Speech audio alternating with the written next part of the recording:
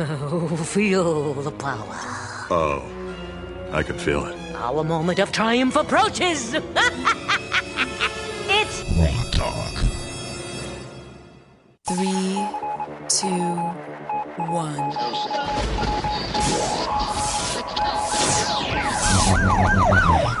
We'd like to welcome you to another edition of GrokTalk, brought to you by New Hampshire's leading conservative blog site, GraniteGrok.com. We are your feared, extremist, right-wing, hard-charging, gun-toting, opinionated, outspoken, rabble-rousing, letter-writing, radio microphone stomping conservatives and rational libertarians. So get ready for more news and opinion you could only get from GraniteGrok.com.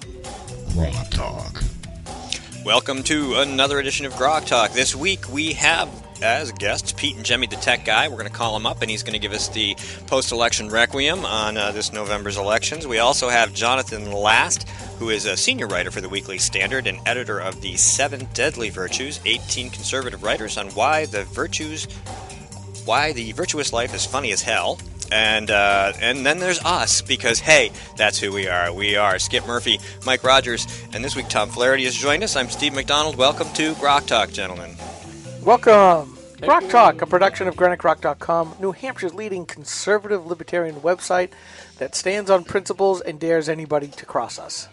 And we're back to feeling the power. That's a nice little bumper. Thank you. I made it last night. That's fabulous. Hey, we didn't really talk about a Whiskey Tango Foxtrot, but I think that the winner is going to be WMUR's picture about the dog that got shot in the woods that said firearms season was open. Yeah. That's gotten a lot of traffic on Facebook. Yeah. Kimberly posted it, actually. That's who I saw it from first. Yeah, you got to look at that and go, yep, these folks are in tune with the conservative base of New Hampshire that gets them out and loves that outdoor. Again, and don't forget, this was written by somebody, viewed by somebody else, approved by somebody, and published. So, Yes. Nope, they're not like us. We all write independently. We put up our own stuff. We're our own editors. Sometimes somebody will say, hey, this word screwed up, or hey, you had a little typo accident or whatever it is, or something doesn't make sense. But other than that, we don't have people sitting around going, this is too long, this is too short, this says this the wrong way. But these people, this is big money. They have editors. They have producers. Several people saw this and went, oh yeah, firearms season, I'm good with that. Yeah, layers and layers upon layers of editors. The professionals that look down upon us bloggers. Yeehaw. Who know where all the counties are. Oh, thinking of which, where's little Jimmy gone? Has he turned up yet? I have seen his columns. I guess he's a columnist now over the Union Leader. I don't know whether it's a paid position or not. He's had a couple of columns in the Laconia Daily Sun. So maybe he's gone off on a new venture. Maybe there's two things at play here. Maybe he's decided to get into print and at the same time did that. He has a face for print. He does. No offense, James, that you're just not TV ready.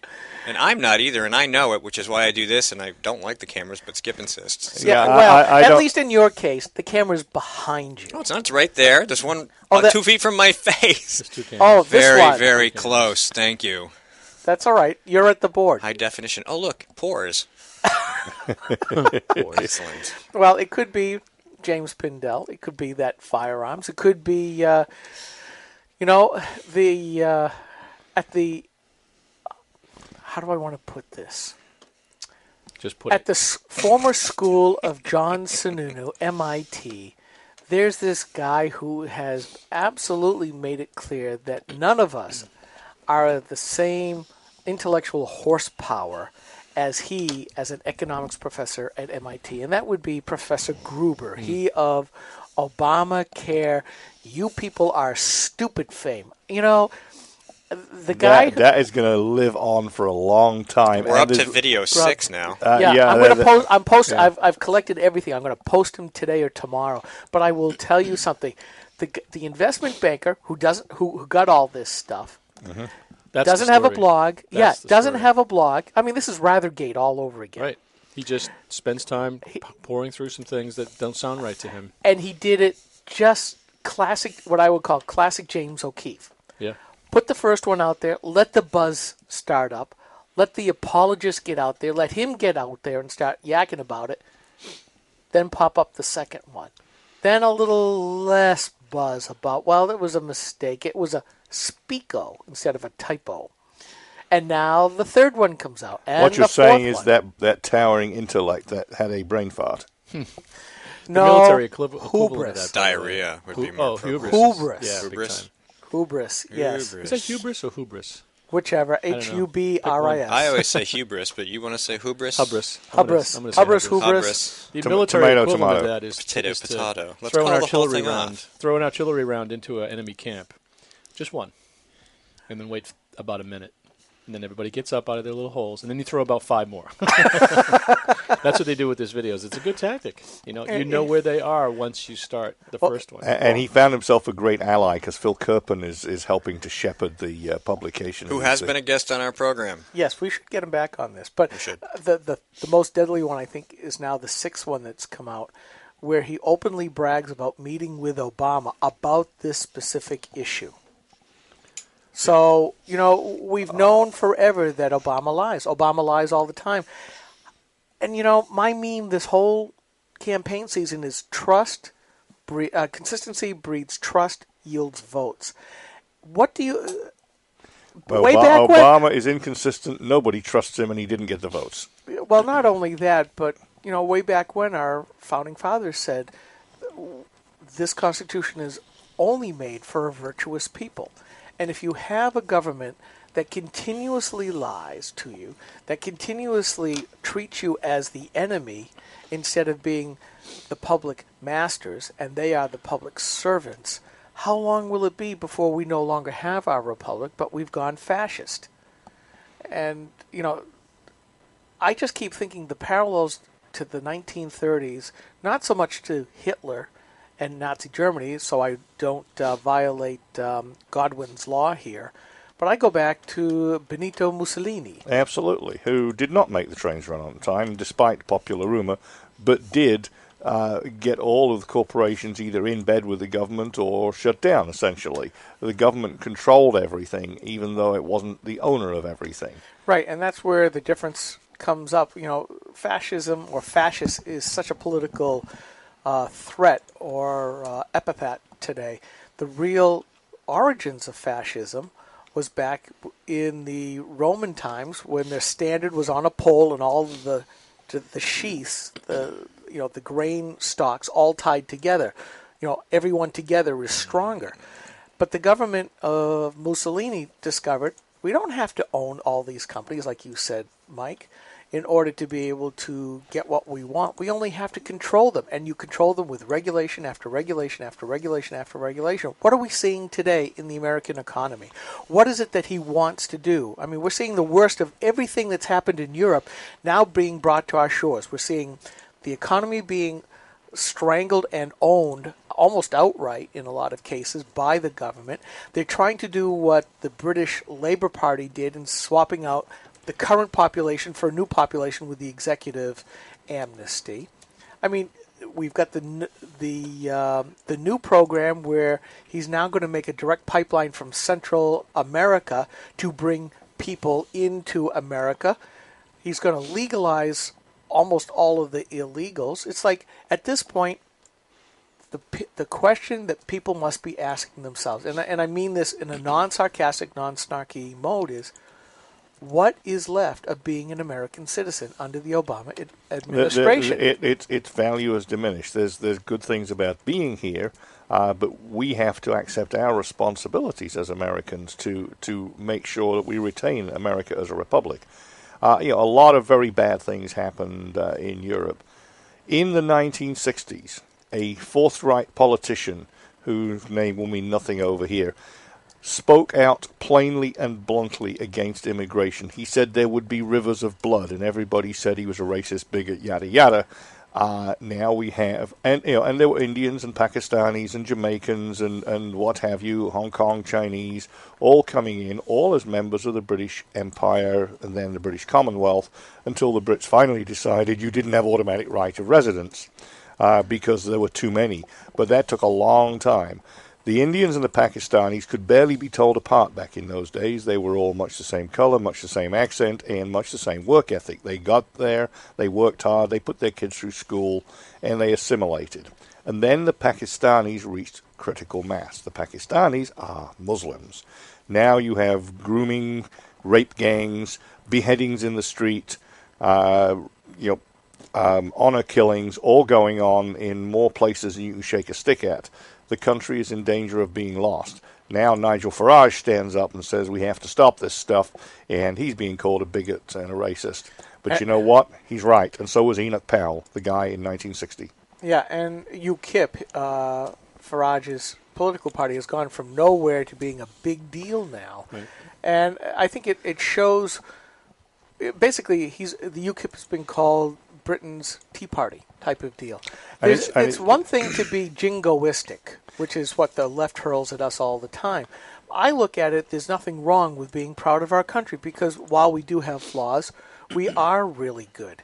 We are a good people, and there's nothing wrong with believing in the essential goodness and moral righteousness. There's an entirely other thing to trying to impose it on others, and we don't generally, as Americans, we don't try and impose it on others. We attempt to do the right thing everywhere. Yeah, and once again, where's President Obama? Offshore in a foreign land. What's he doing once again? Apologizing for America. On Veterans Day, of all times. So. Yeah. No, in a mouse suit that was missing only either a communist emblem or a Star Trek emblem, depending on your take. Talk about a goober moment. I just looked at that and go, yep, he looks out of place. And you know something? Beam him up already. We have no use for him down here. He was out of place. Yeah. You're right. That's why he looked that way. He did. He really, and he got ignored. Right. People... He has lost his status on the foreign stage. He can only stay on the domestic stage by doing outlandish and outrageous things like he's doing now. I mean, he's doing absolutely everything that I can't conceive of a president acting in this way against his own people. And yet then we have the stupid party. We're not his people, though. We're not his No, own we're people. not. That's what it is. That really... Let you're my people absolutely go. Right. No, we're the colonizers that, he happens to live in this country, but, he doesn't see us as his people. He doesn't. It's clear that that's the case. He says the words, but like with all politicians, you have to look at their actions and the results. And nothing, and I've said this for years, phrase is determined weakness. There is nothing that he has done to make America stronger. And it doesn't matter where he was born. And that's not all, folks. You talk about him being out of place in China, but that wasn't all. Him and Kerry, who served in Vietnam, by the way, came away with what they called an agreement on climate change. The agreement was we would work assiduously to give away the store and degrade our energy supplies between now and the next meeting in Paris in 2020. And the Chinese, I forget the weasel language, but basically said as a developing nation, don't have to concede anything. Yeah, they've so this is a lot like the missile agreement with Russia. We won't put any missiles anywhere that might get near you, and you can do whatever you want. Right. Yeah, basically China only has to think about capping its emissions by 2030. In the meantime, our emissions are already below 2005 levels. Obama wants us down at 30% below 2005, which basically says the only way you can do that is to ruin the economy. Right. Now, here in New Hampshire... Or build lots of nukes. Good luck with that. Yeah, well, that's not going to happen either, because that would strengthen America. You have to just think about this. He's now looking to do another energy tax on top of that. And here they are telling us what light bulbs that we can use and telling us we have to be more efficient. There's that Gene Shaheen stupid energy bill that says, Americans, you will live your lives this way because we tell you you have to have brand new appliances. So guess what? Portman. Yeah, Sheen-Portman bill. But yet, if you do all this stuff, what have we been rewarded with? Most people's electric bills here in New Hampshire are going to go up by $40 or $50 come January. Now, isn't that just great. They're already the highest, third highest in the country as it is. And here we go with, he was crowing about, well, we've made our cars to be twice as fuel efficient as what they are right now. And, you can't dictate fuel efficiency. They happen when the public demands it. Otherwise, the manufacturers find some way to fudge the rules. Well, that's a free market mentality, which they don't have at all. No, they don't. No free. That's one of the big keys. He's going to change the regulations again. Another thing that I've bookmarked, haven't gotten to yet, is that they're going to make another big push for electric cars owned by everybody. Now, look at the polar vortex that has just swept through the Midwest. It's not a polar vortex. Oh, what's the new name? No. It's not a polar vortex. Polar vortex is is the excuse the liberals use to try and blame it on global warming. The climatological circumstances under which it is defined as a polar vortex is already way off the Canada coast and has absolutely nothing to do with the cold air we have now. Yes, the typhoon that went up into Alaska pushed the jet stream, created blocking, drove the cold air down. It's not a polar vortex. Okay. Weatherbell.com. Go there every week. Learn about the climate. We're going to take a break. We'll be right back. This is the Coalition of New Hampshire Taxpayers. We're located at 8 North Main in Concord, New Hampshire. This is the repository for all things conservative and municipal. So if you have a problem in your town, your school, your budget committee, the right to know law, and now at the top of our list is voter fraud. You have a tip for us, some information for us, you want to join or help us out, cnht.org.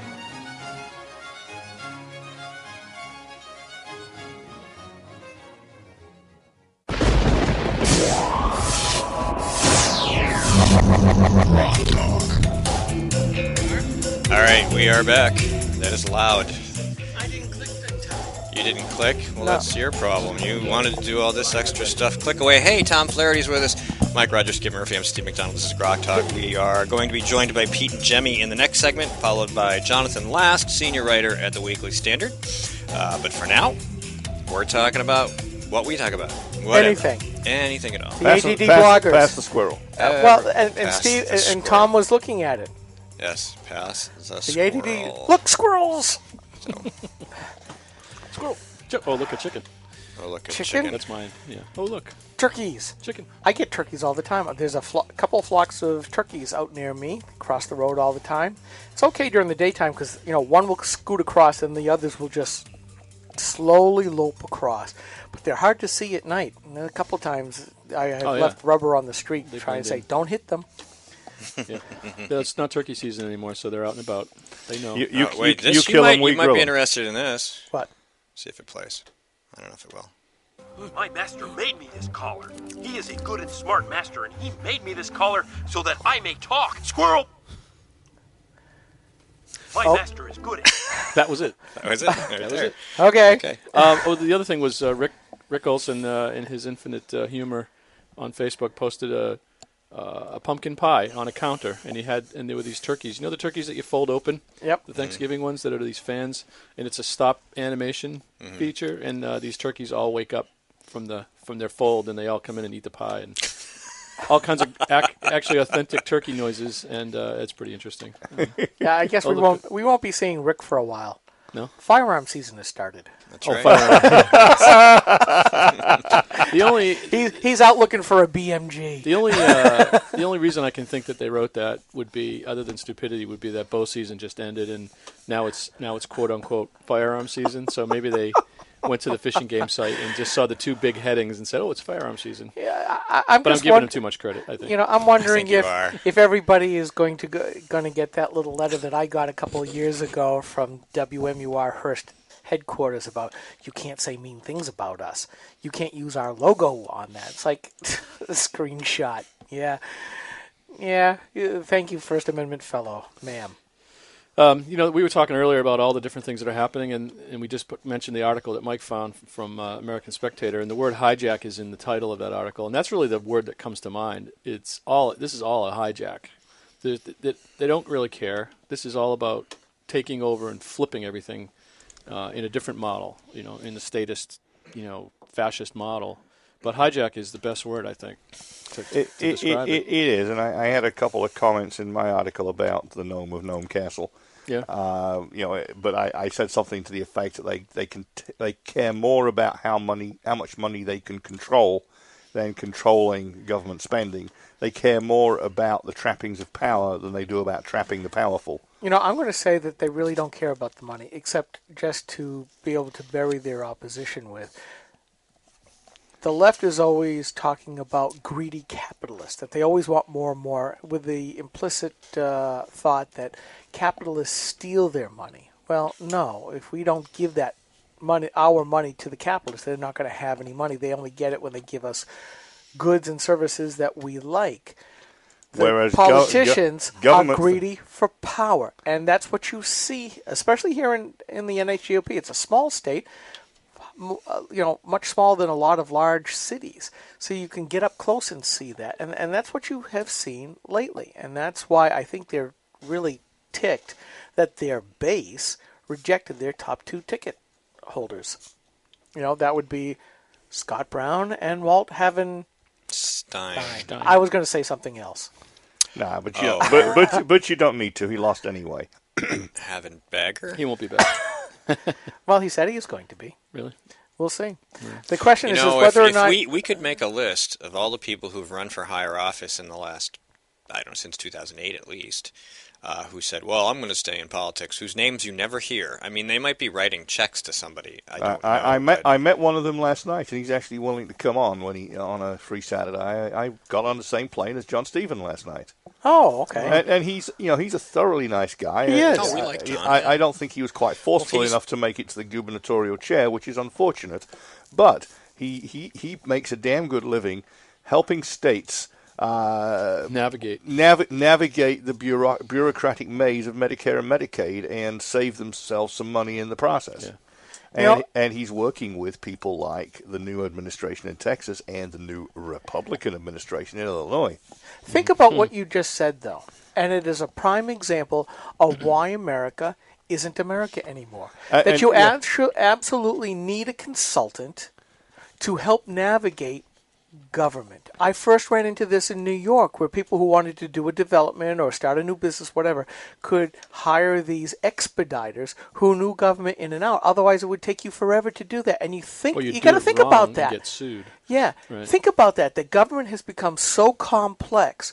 You have to have an expert to guide you through the various levels and nooks and crannies of government. Damn lawyers. And he'd be the first to tell you he wishes that his job was not necessary and he could provide some other consulting service. Yeah. Yeah, he's not the kind of guy who lobbies to make the regulations more onerous so he can get paid. He'd go do something different. One of the questions we asked Bill O'Brien when we interviewed him for his election for House Speaker regarding the cost of obtaining public documents. I mean, you have a right to know. You request these documents. If they don't want to give them to you, they don't, and they expect you to go get a lawyer and take them to court to get them if they don't feel like giving them to you. I mean, it's already expensive to get copies of documents, but now you have to pay a lawyer a couple $100 an hour to go to court for who knows how long just so you can find out what your government's up to. Well, maybe we should do what the government does when they want documents. Round up a passel of friends, strap on your sidearms, and go in and say, hand it over. That would be Mike's weekly soundbite of let's attack the government or something.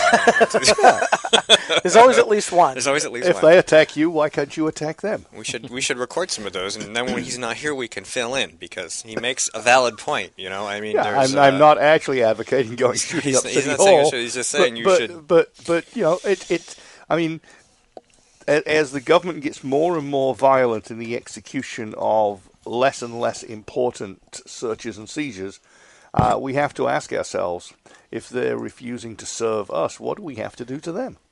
So in the oh look a squirrel mode, I just read a letter from Ken Eyring last night that he sent as a letter to the editor. He's on the Windham School Board, one of the few that actually think the way we do. I think there's only 2 of them, and he's hoping to have 3 in March.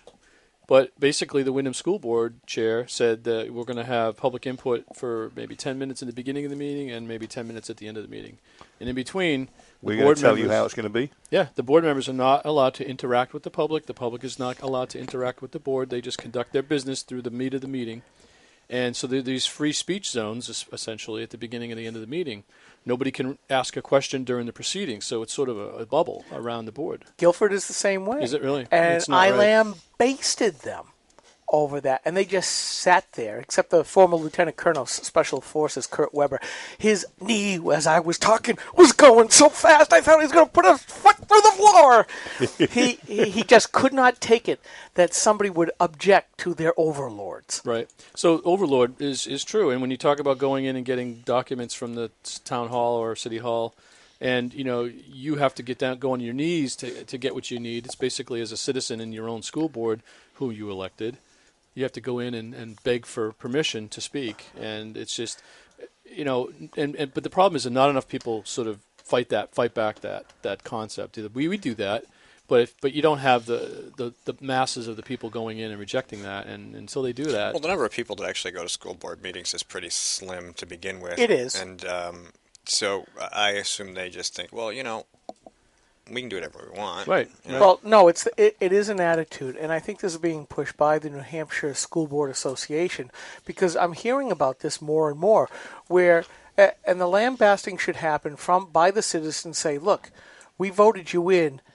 The civics lesson here is that you are supposed to be responsive to us. Sure. Instead, what you're doing is you're putting yourself above us, and you're saying, we don't need you. You are peons.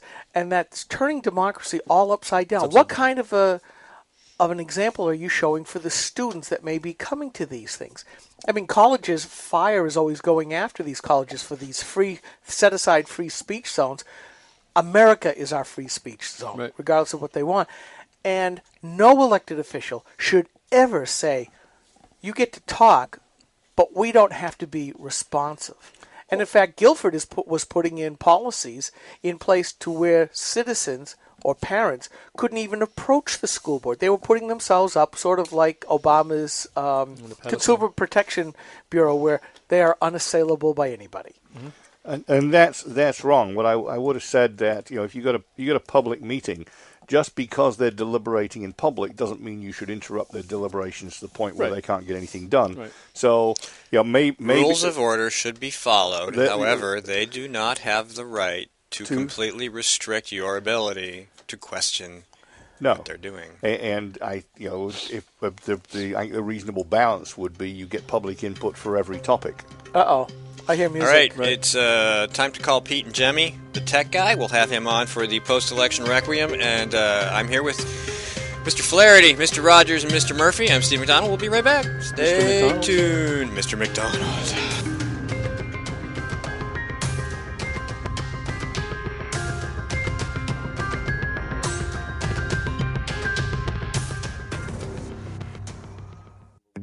When asked whether she still supports Obamacare, Senator Jeanne Shaheen said, "Yes, I do continue to support the law. We're beginning to see some positive results." How can Senator Shaheen say we're seeing positive results when 22,000 of our neighbors have already lost their health insurance? What's worse, the Boston Globe reports the state's only health insurance provider radically reduced the number of hospitals in their network, forcing some people to drive over an hour for lab work, even when there's a hospital within a few miles of their home.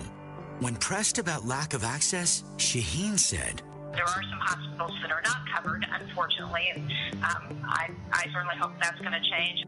Jeanne Shaheen promised us we could keep our doctors and our healthcare coverage. Now she hopes we can get to a local hospital? Call Senator Shaheen at 603-647-7500. Tell her we need more than hope. We need leadership. Paid for by Citizens for a Strong New Hampshire. Hi, this is Rich Gerard, host of Gerard at Large in the Morning, the Manchester area's only locally owned, locally operated, focused, and interested, riveting radio show, heard live every Monday through Friday from 6 to 9 on 90.7 FM WLMW, New Hampshire Family Radio, and available 24/7 live or archived at GerardAtLarge.com. Be sure to tune in. This is a coalition of New Hampshire taxpayers. We're located at 8 North Main in Concord, New Hampshire. This is a repository for all things conservative and municipal. So if you have a problem in your town, your school, your budget committee, the right to know law, and now at the top of our list is voter fraud. You have a tip for us, some information for us, you want to join or help us out, cnht.org.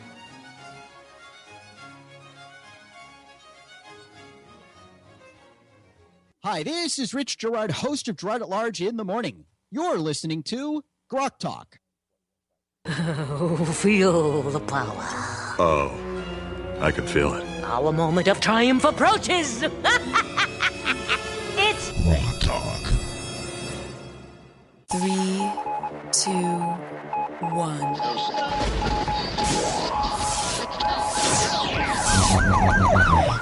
We'd like to welcome you to another edition of Grok Talk, brought to you by New Hampshire's leading conservative blog site, GraniteGrok.com. We are your feared extremist, right-wing, hard-charging, gun-toting, opinionated, outspoken, rabble-rousing, letter-writing, radio microphone stomping conservatives and rational libertarians. So get ready for more news and opinion you could only get from GraniteGrok.com. Grok Talk. Can you feel the power? Welcome back to Grok Talk, brought to you by GraniteGrok.com and the Coalition of New Hampshire Taxpayers. We very much appreciate their allowing us to use this space, and we can't say enough nice things about them. Please go to cnht.org and see what they do. Make a donation. Help them out, because at some point you're going to need them, especially if you're in a town in the state of New Hampshire, because they help you interface with the towns and cities and just that whole thing. Power-hungry politicians and civil servants that believe they are the public masters. Yep, and odds are pretty good that if you have a situation and you can't afford lawyers to interface with your town, something we were talking about in the last segment, they have resources and they have experience with similar cases just like yours, and they will be happy to help you out. Yeah, most of them, upon seeing Ed stroll through the door, fall over backwards in paralysis. Yep. Oh. And then there's voter fraud. And Miss Eleni Blue is complaining that we are inappropriately accusing Jared Cram of being a fraud. Oh, let them continue to do that, please. Please, Miss Eleni Blue, whoever you are, I would like you to repeat and follow that story for weeks if you have to, because we know more things you don't. So, the hammer is being raised. That's right. And by all means, walk underneath it. I have no problem with that. So anyway, Jonathan Last will be with us in the next segment to talk about a book he edited called The 7 Deadly Virtues, 18 Conservative Writers on Why the Virtuous Life is Funny as Hell. But for now, in this segment, we have, as I have been advertising, coming on the program to give us a post-election requiem, Pete Ingemi, the tech guy. Pete, welcome to the show. Great to be back on Grok Talk again. Good to have you here. So how you doing? Good morning, Pete. I'm doing all right. My youngest is a little under the weather, but it's the conservatives ascended, so life is good, except for here in Massachusetts, of course. But then again, it's Massachusetts. Did you not get a governor? We did get a governor, and a governor that is better than Martha Coakley. Yeah, that's you can say that. You can't say that. And you have to take those little things as they come, and getting the better of the choices that we had is certainly good. And Charlie Baker is a very competent and actually, on a personal level, a rather nice fellow. And I suspect that while he will do very little, if anything, to cut big government, he will certainly make it more efficient, which is a good thing and a bad thing, in that it's a good thing because our tax dollars should be used more efficiently, and it's a bad thing because once those tax dollars are freed, the legislature, which can override anything he wants to do, will use those free dollars to do other very interesting things that should not be done. I mean, and I think you pointed out right, and I do want to say this, most politicians, whether they're on the left or the right, personally can be very nice people. There's no doubt about it. There are those that are not. I think I can think of two right off the bat. Barney Frank can not be a nice person, which seems to be a lot of the time. Except a nice person. Except when he wishes to be charming, and then he's charming as all get out. And then we have Carol Shea Porter, who I just think she's a smarmy school teacher type, as far as I'm concerned. I've never seen her. Don't have a lot of time for McCluster either on that front. You're going to be surprised by this, but I have to say this about Barney Frank. During his retirement press conference, he was giving me a question, and there were a lot of people who supported him who could have taken those, who he could have given a question to on a national stage rather than a smaller conservative blogger. So I got to give him props on that. And That's fine. Whenever I've wanted a comment from him, he's given it. Well, and you're able to get a lot of comments from a whole lot of people. I guess it's just that fedora and scarf that just charms the pants off of people. It does it. It does it. Along with the big gray beard when it's on there. I mean, who can resist it? So anyways, what's your take on what happened last week? Well, I want to thank, and I wrote about this the day after the election. A lot of people are talking about President Obama as the cause of this election and the great Republican wave. But while he deserves a lot of the credit, I think Harry Reid's part in this should not be understated. And it's the difference between being a guy who's trying to look out for his majority and not. And think about this for a second. We just saw the Keystone Pipeline thing start to move. And we don't know if the president's going to sign it. In fact, I wouldn't be surprised if he vetoes it. But the point is this. Harry Reid, if this was a Lyndon Johnson, think of what he could have done for his people who needed to separate themselves from Barack Obama. He could have said, all right, we're going to take this bipartisan House bill, we're going to put it in committee. He could have stacked the committee so that it wouldn't pass, but suddenly you could have had a Mary Landrieu stand up and demand, this needs to be passed, and make impassioned speeches and vote and lose. Well, he could have let bills go in committee. He could have spent a year making sound bites of vulnerable Democrats fighting the administration. In fact, he could have even let some of those bills pass. And then when they go to conference committees, stack the conference committees. Or even have some of his own safe Democrats filibuster it and say, you know what, we just cannot, we're not going to let this go by. But instead of protecting his members, he did all he could to make sure the President of the United States did not have to appear to make a decision. Correct. And this is a president who isn't even running for re-election ever again. The political cost to the White House was practically nil. But Harry Reid was more worried about protecting the rear end of the president, just reputation-wise, mind you, and his approval numbers, than he was in re-electing his own people. If he had acted like a smart operator, he could have made a huge difference in a lot of these races. And maybe in North Carolina it would have made a difference. I don't think it would have made a difference in Arkansas, frankly, but it could have been the difference between the Republicans having 55 seats and the Republicans having 51 or 52. Yeah, I agree that the shielding of, and basically what you've seen from Harry Reid all these years protecting the Democrats is kind of what the Republicans did during this last campaign season. In other words, don't do anything that could become controversial. Now, for the Democrats, everything was already laid out on the table. Plus, you had Obama basically campaigning against Harry Reid when he said, make no mistake, all of my policies are on the ballot box. It's like, well, let's blow Harry Reid's strategy up into space. And he was saying that at the same time as individual Democrats were saying that they weren't joined at the hip to Obama. And he's saying, all these policies are on the ballot and these people are my supporters. Yeah, but at the same time, Pete, I want to get your take on this. All of the Republicans were basically anti-Obama and pretty much not saying much of what they would do. We certainly knew who they were against or what they were against.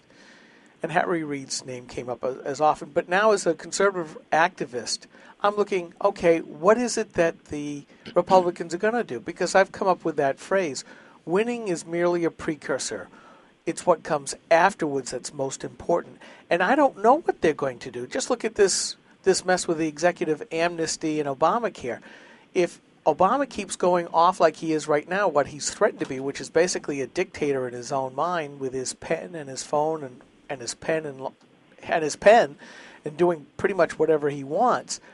What are the Republicans going to do to stop them? They've already said we're not going to defund it, we're not going to stop the government under defunding, and we're not going to use impeachment. There's nothing else that they can do, especially if they do this long-term continuing resolution funding. So are we hearing nothing more than, well, we'll repeal Obama 60 times because we know that Harry Reid's going to just hold it and never get anything. So it's all words, all show, all glitz, no cattle.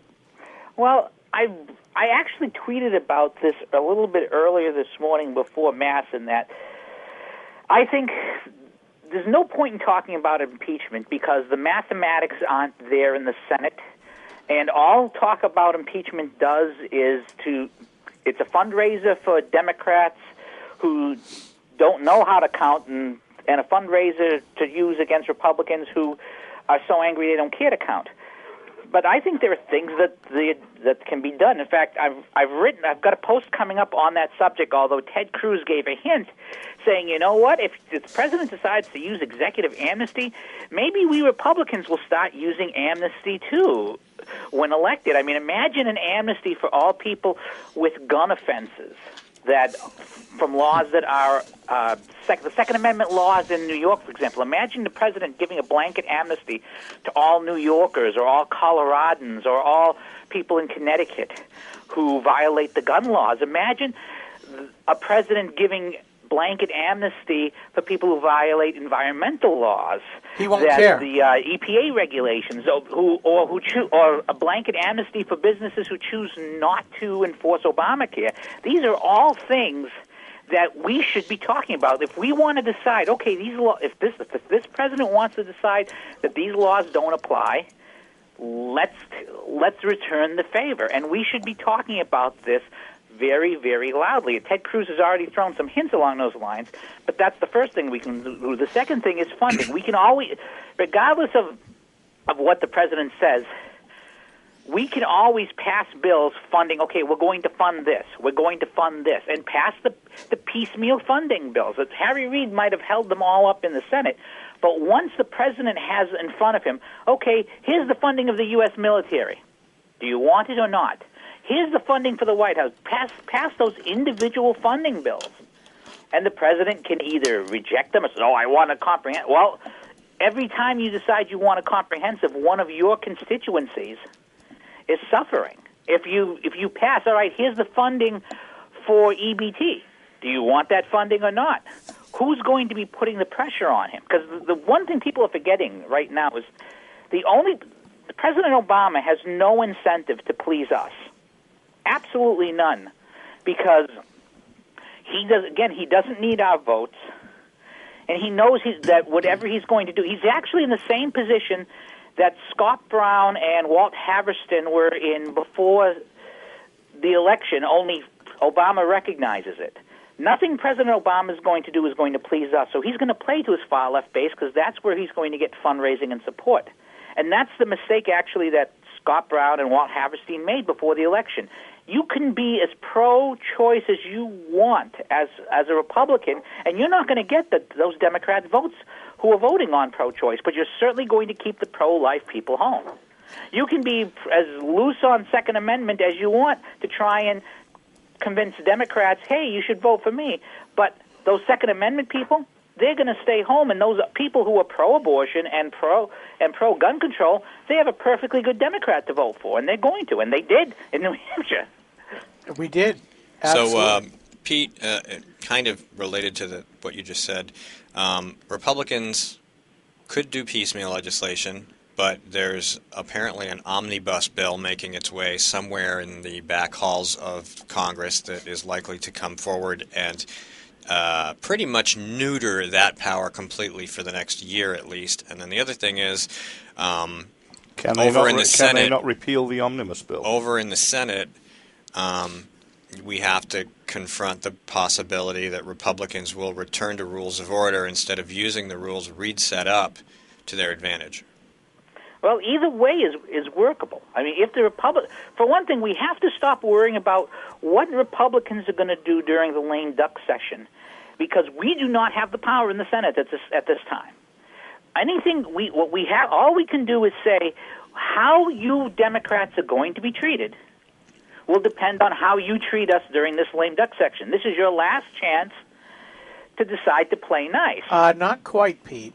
You know why? Because the money for the government runs out December 13th, before the end of the lame duck. It gets passed after that. If they pass a year-long omnibus bill to keep the government going, because the Republicans are so scared and have no political cojones left, again, they didn't run on anything or for anything, there goes the defunding and the piecemeal stuff. So they've taken that away, like Steve talked about, that omnibus. And Harry Reid can still kill those individual little bills. Yes, but he can take them away for a period of X amount of months. The GOP is going to have control. The thing that we have to do, in my opinion, the thing we have to do as conservatives and Republicans is worry about what we're going to have once we have control. It's the same argument that was being made against amnesty. There's no pressing need to grant amnesty to all of these people, whether it's this month. There is no pressing need for next month or the month after that or the month after that. All these things we're dealing with, we're going to have to deal with over the next 2 years, over the next 5 years, over the next 10 years. Our job is, as conservatives, our job is to get everything we can done while teaching. And this is something I think we forget as conservatives on occasion. Pete, we're going to take a quick break. Stay there. We'll be right back. We're talking to Pete Ingemi, the tech guy. DaTechGuy. Say it right, Steve. And this is GrokTalk. We'll be right back. New Hampshire is famous for scenic drives, but they're tough to enjoy when you're on your way to the doctor. Because Obamacare limits your choices, some will have to drive more than an hour to see a doctor. What's health insurance worth if care isn't there when you need it? Jean Shaheen voted for Obamacare, putting your doctors and hospitals further out of reach. Tell Senator Shaheen Obamacare is not working for New Hampshire.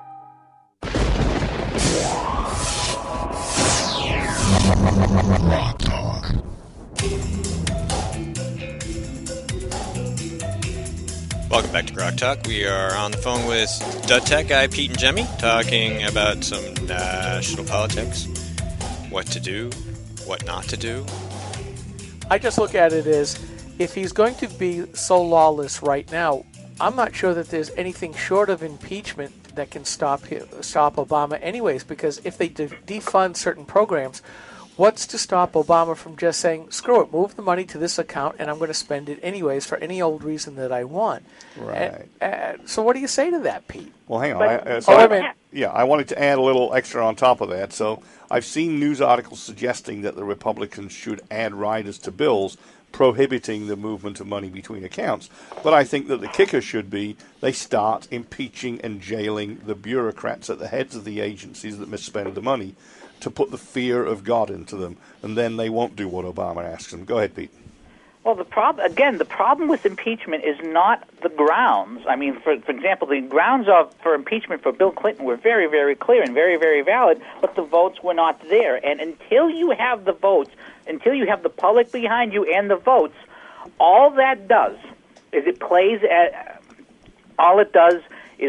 into stereotypes.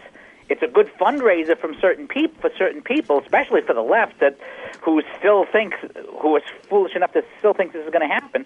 But I think the whole talk about impeaching Obama is a waste of time, because there's no point in talking about something you can't do. Talking about impeaching Obama is like Obama talking about the red line in Syria. Well, Mike said impeach bureaucrats. Could you impeach bureaucrats? Are there department heads? Lower people, sure. You could impeach lower level people. That's something different. You can make the case against the lower level people. That I wouldn't have a problem with, as long as if there's grounds, impeach away. But the talk of impeaching the president, all that does is strengthen the other side. And again, this is the thing that we have to remember. It's like any other negotiation, any other deal-making you have.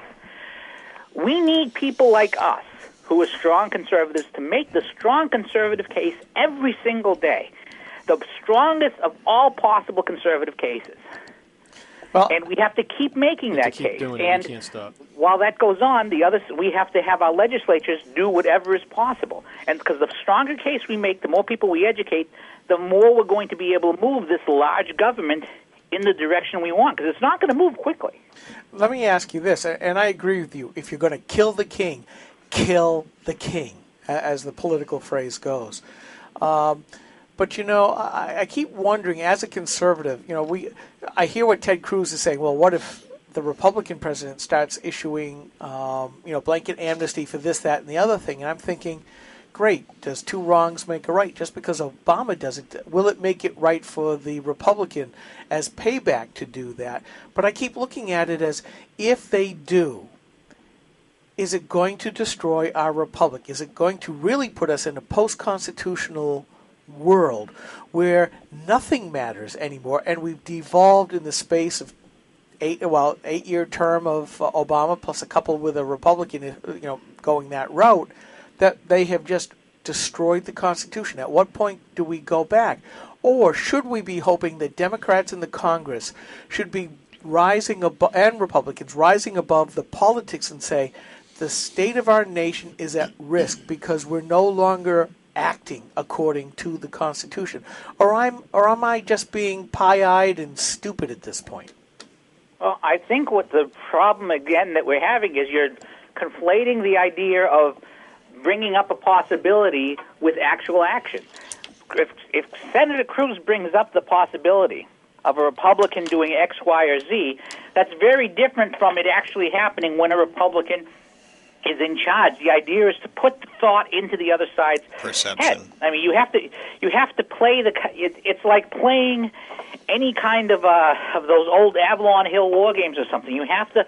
No threat is viable unless you have to have it out there. You want to put it in their mind. Just like for example, this Obama-China deal. Right now, today, we need to be saying that this is the Obama-China deal. Right now, we need to be saying that this is going to be the Obama EPA regulations. Kelly Ayotte needs to be out on the stump saying, if I'm elected, I will oppose the Obama EPA regulations. I will oppose the Obama-China deal, so that when it comes time to the election, time to make an actual decision, her Democratic opponent will have to be standing with Obama. It's all battlefield prep in terms of getting what you want. But this is the point that I'm trying to make, Pete.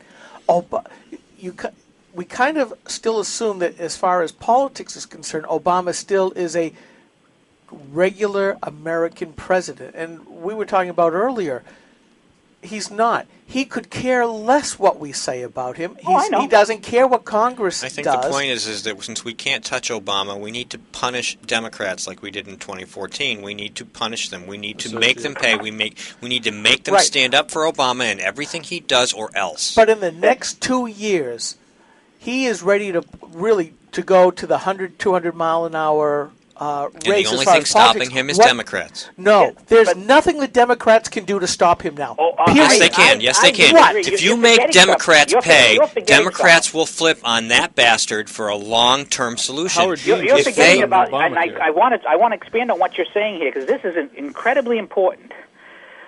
Barack Obama's power ends. It has a finite amount of time left, and that clock is ticking. And every single Democrat who wants power after him either wants to be president, or wants to be a member of Congress, or wants to be a senator, or even wants to be a state legislator, understands that they're going to have to separate themselves from President Obama if they want to hold a majority, unless you're in the weirdest places like Massachusetts here. So, right, which is why you see people like Joe Manchin saying they're not going to put up with this bullshit anymore. Meaning he might even flip parties. The idea is we let Obama act the way however he wants. I mean, constitutionally, he has the power to pardon. Constitutionally, he has the power to do a lot of certain things. Do not worry about the things that Obama decides to do, no matter how outrageous, because his power is ending. And everybody who is an actual power broker in Washington knows that his power is ending. And so we just need to, if he wants to, the farther left, the farther crazy he goes, the farther he's going to hurt Democrats. So we need to just highlight it. We need to make sure every single person hears it. It's like this Gruber business. One of the speeches Gruber gave was talking about how Kerry changed the conversation. Oh, we're not taxing your health care. We're taxing these evil insurance companies. And then Gruber mentions, but of course, that's going to be passed on to the consumers. That's the type of thing we need to get out there. It's all a question of making them own it. Yeah, the problem, Pete, is he can do so much damage. I mean, effectively, he's erasing the borders of our sovereignty, and he's going to do more and more and more. The question is, two questions primarily are, can he do so much that we can't recover because he won't care whether the Democrats all revolt in Congress, senators and reps all revolt against him? He won't care. And two, do you think that the Republicans actually have the political cojones, which I doubt, to actually come in afterwards and repair it all? Because after what I've seen in this election, all they care about the win. They don't care what happens afterwards, Yeah, but regardless he's of what probably they say. going to do it anyway. The point, here's what I The say. only thing then is impeachment, and then if you take that tool off, what are you going to do? No, let him destroy the Democratic Party. He'll destroy the country along with it. Listen. 5 years of World War II did not destroy this country. Civil War. Vietnam War didn't destroy this country. Robert E. Lee with an army in Pennsylvania didn't destroy this country. Do you think this idiot loser who's in the White House right now, who doesn't know how to tie his own shoes without Valerie Jarrett telling him what to do, is going to be able to do it? He's a cheap Chicago thug legislature. That's all he's ever been. That's all he's ever going to be. He's not going to bring down this country. Do not give him more power than he has. He doesn't have that ability. He can make a lot of trouble, and actually it's that the fact that he's going to make a lot of trouble, we foolishly, collectively as a country, chose to reelect him. We have it coming. Yeah, but we're going to be. But when he's not going to be there, what we have to do is make his actions something so bad, something so repellent to the overwhelming majority of Americans that, like General Sherman said about the Civil War, that generations will pass before they turn to it. He said we were going to make the war so terrible that generations will pass before the South turns to it again. We need to make what Obama does, and he does it very well himself, so repellent to the average American voter, to the average American taxpayer, to the person who has to go and work for a living, that generations will pass before they turn back to his party and do these things. All right, Tom has a quick question. We're running out of time, Pete. I want to get Tom's question in for you. We can't let him go unchallenged, obviously. We have to keep fighting back and highlighting, like you said. But he is kind of the gift that keeps on giving. I mean, look at the repellent that just happened. You know, the Republicans are taking over not because that they're competent, but because Obama is so incompetent and vile. And in the concept of Sun Tzu, when you engage your enemy and he retreats, you follow him. And look at the Republicans we have. Finish him off. Yeah, and we have Ted Cruz's, and we have Joni Ernst. I was going to say Joni Ernst is not a uncourageous woman. No, I love the thought of her taking her castration knife to Washington and making the porkers squeal. You have to look at this long term. I mean, look at Massachusetts. We don't have long term because the segment's coming to an end. But I think we will look to it long term, Pete, and we want to thank you for coming on the program today because we got to go. All right, well, thank you. Thank you very much, Pete. Alrighty, that was Pete Ingemi, the Tech Guy. I'm Steve McDonald here with Skip Murphy, Mike Rogers, and Tom Flaherty. We'll be right back with Jonathan Last from the Weekly Standard. Hey.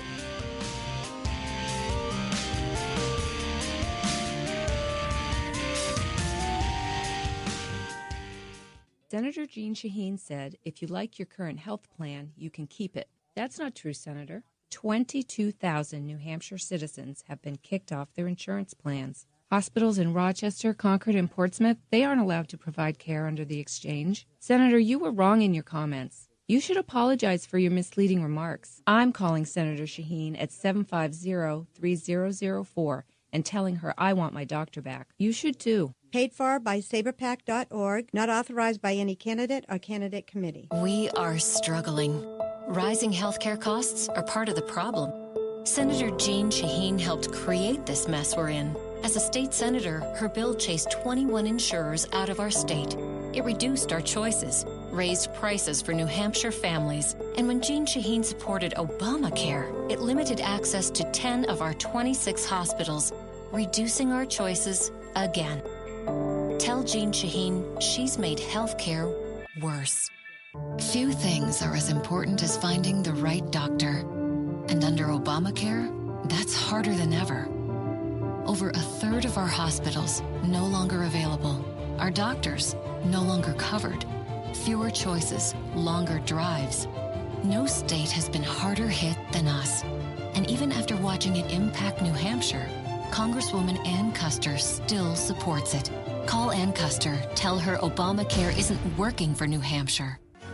This is a coalition of New Hampshire taxpayers. We're located at 8 North Main in Concord, New Hampshire. This is the repository for all things conservative and municipal. So if you have a problem in your town, your school, your budget committee, the right to know law, and now at the top of our list is voter fraud. You have a tip for us, some information for us, you want to join or help us out, cnht.org.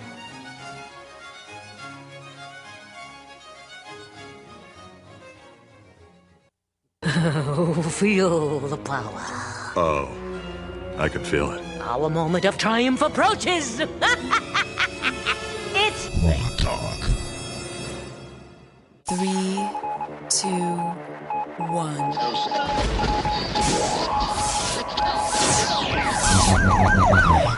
We'd like to welcome you to another edition of GrokTalk, brought to you by New Hampshire's leading conservative blog site, GraniteGrok.com. We are your feared, extremist, right-wing, hard-charging, gun-toting, opinionated, outspoken, rabble-rousing, letter-writing, radio, microphone stomping conservatives and rational libertarians. So get ready for more news and opinion you could only get from GraniteGrok.com.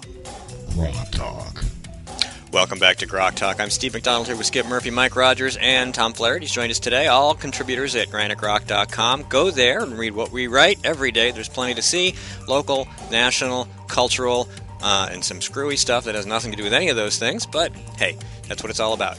Delivering a lot of content in a variety of different ways. And we all do this as part-timers. Yeah, for free. You don't have to pay. Well, I get paid by the Koch brothers, don't you? No, I'm sorry. Well, we got awards, but that was it. A plaque each. That's about it. I got 2 checks last week. I got a Blogger of the Month thing from AFP. That's about the best I'm going to get. Anyway. And annual Activist of the Year, but never a check. No money. And no matter what the Democrats here in New Hampshire keep saying that we're part of the Koch brothers, it's like, who else pays for this stuff but for me? They don't support us. They're not giving you any money. Yeah, Anyway, remember when I threw that 10th Amendment shindig and the union protest was outside? I thought I was part of the Koch brothers. Yeah. I got him on speed dial. Okay. Welcome back to Grok Talk. We'd like to thank Pete Ingemi, the tech guy, for coming by on our last segment to give us his post-election requiem, but we're going to move forward. On the phone, we have Jonathan Last, who's a writer for the Weekly Standard. He's been featured in the Wall Street Journal, the Los Angeles Times, the Washington Post, the Philadelphia Inquirer, the New York Post, and many, many more. He is currently, most recent project is as the editor of the 7 Deadly Virtues, 18 Conservative Writers on Why the Virtuous Life is Funny as Hell. Jonathan, welcome to the program. I'm so glad that you guys are not getting Coke money, too. Why through all this stuff about the Coke-topus, as the people on the left call it? Yes. And I think, I'm not getting anything. How do I get on that gravy train? It's like the you people only want the Keystone XL pipeline because you're getting money from Big Oil. I'm like, I can get money from Big Oil? How do I do that? Where do I sign up? So you've put together this book, which I just started reading a couple days ago. I kind of hopped around. There's a couple of writers in it that I really enjoy. P.J. O'Rourke, Michael Graham, Matt Labash, Christine Rose, and Jonathan Goldberg. You got 18 of them. It's a great lineup. One of the things that I read is... in regard to the book, is Americans still have virtues, but the problem is we're organizing around the wrong ones. You want to explain that for us, please? Yeah, well, if you think about it, I think people are sort of superficially, they say, oh, well, we live in a world that doesn't care about virtue anymore. And so the perfect example of this is, do you guys remember back in 1993 when somebody on MTV asked Bill Clinton, boxers or briefs? Yes. Do you remember that? Oh, yeah. And it was like this giant scandal, and women were clutching their pearls and swooning, and oh my goodness, can you believe that people would talk that way? And, now we have Anthony Weiner texting out pictures of his junk. And everybody sort of shrugs. It's like, hey, sure, run for mayor. It's no big deal. So I think the superficial reaction of this is to say, oh, we don't care about virtue anymore. But I don't think that's what's going on. I think what we've done is we've just reorganized ourselves around different virtues. And so, for that, the perfect example would be Donald Sterling. So you guys probably already forgotten, everyone's already forgotten the guy who was the most evil man in America for 2 weeks back in August. But he's the guy who was on the Clippers, and he was recorded by his mistress saying some, nasty racist things, and then those recordings got leaked out. And so he became like like the worst person in the world, and like the president of the United States interrupted a foreign trip to hold a press conference to condemn him. His fellow NBA owners voted to make him sell his franchise from his property. It was real Hester Prynne stuff. But unremarked in all of this was that he'd been like cheating on his wife of 60 years and like really humiliating her and treating her badly. But that wasn't part of the brief against her. So, adultery is no longer a big deal, but racism, like, hold the phone, like, that's a really big thing. And so that's what I think is going on. We've got different virtues that we organize ourselves around, but we're real puritanical about those. Yeah, Jonathan, I just think it also quite apropos that having been the most evil person in the world, didn't he get a profit of $1 billion or $2 billion after the sale of his basketball team? Yeah, I think so. Before that, it was valued at people thought it would sell for $600 million, and it sold for I think 1.6. So he took an extra $1 billion on top of what I think he paid $32 million. Am I right about that? Yeah. Yeah, and so that's a pretty good ROI, right? Yeah. Pays to be evil, I guess. So you've identified some modern virtues. You just kind of inferred to them. What are they? So I was going through and trying to figure out, so what are these modern virtues? And I think that you could make a case that the cardinal modern virtues are freedom, convenience, progress, equality, authenticity, health, and, of course, non-judgmentalism. Because nobody wants to be judgmental about anything. I think if you sort of look around... Jonathan, I could say you can see that. You've never really done war against the left as far as running into non-judgmentalism, then. Right. Well, it's not judgmentalism for thee, but not for me, right? Yes. That's how they view it. I mean, these things wind up in conflict with one another all the time. And so, you can't smoke. Like, God forbid you want to smoke a cigarette in America now. Like, you're like a leper, except that we pity lepers. If you smoke, you're just a terrible person. But that's because of health, right? So the reason we think smoking is so terrible is because it's not healthy. And we think that anything that's not healthy is really, really bad. Unless you want to smoke weed, in which case that's awesome. Because that's freedom, right? And so these modern virtues wind up in tension with one another pretty easily, I think, because they are, they're not bad things, but I would say they're second-order goods, and they're a little bit superficial.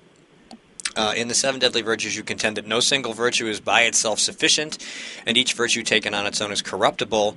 Why is this the case, and what is the most important virtue? Okay, so the reason is, and this is something that has sort of emerged from the book, and I hadn't really thought of it beforehand, but most of our writers sort of hit on this, is that all these virtues, they sound like they're good ideas. Perseverance sounds like a good thing. Hope sounds like a good thing. Chastity, maybe not so much. But so they sound okay, but if you take them to extremes without having them be leavened or buttressed or in some ways even confined a little bit by the other virtues, they can wind up being bad things. So, take curiosity, right? Curiosity is an incredibly important virtue. Without curiosity, we would still be living in caves and clubbing animals with sticks and roasting them over an open fire.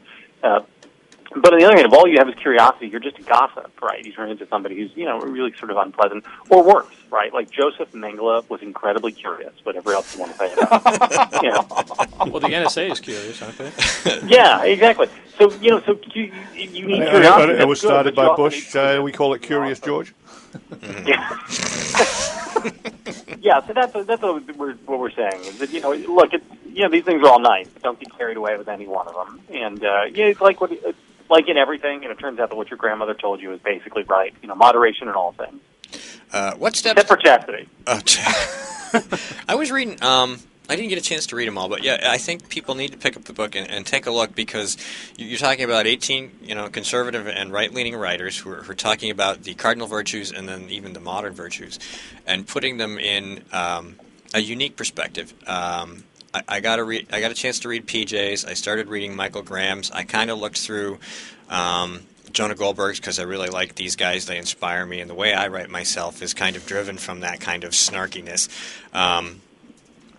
Did you have any favorites, or is that not something you can say as an editor? I love all my children equally. What do you mean, favorites?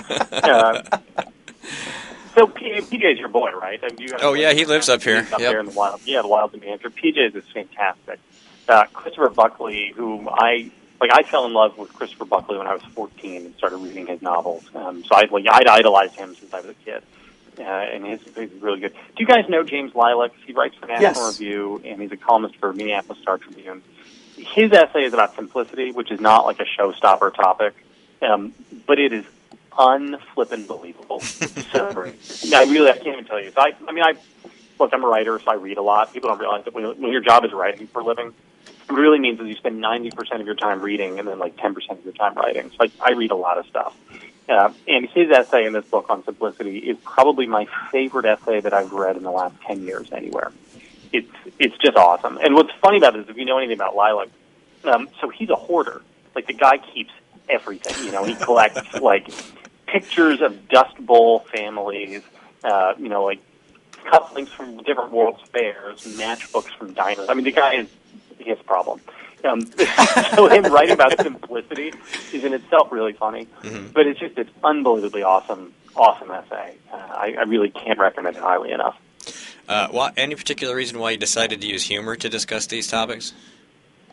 You're supposed to have like a really deep excuse for why you wrote these books. You know, like what I'm supposed to tell you is why I've been living in Greece, and I was in a cave for 3 years, and I was meditating on Aristotle. But the truth is, the lady who runs Templeton Press, her name is Susan Argano, she's just awesome. She's so great that I became friends with her when she rejected my first book. And so, she's so awesome that as she was telling me, no, I don't like this, I'm not going to publish it, I was like, oh, you're so great, we should be friends. And she and I were just talking on the phone, just hanging out.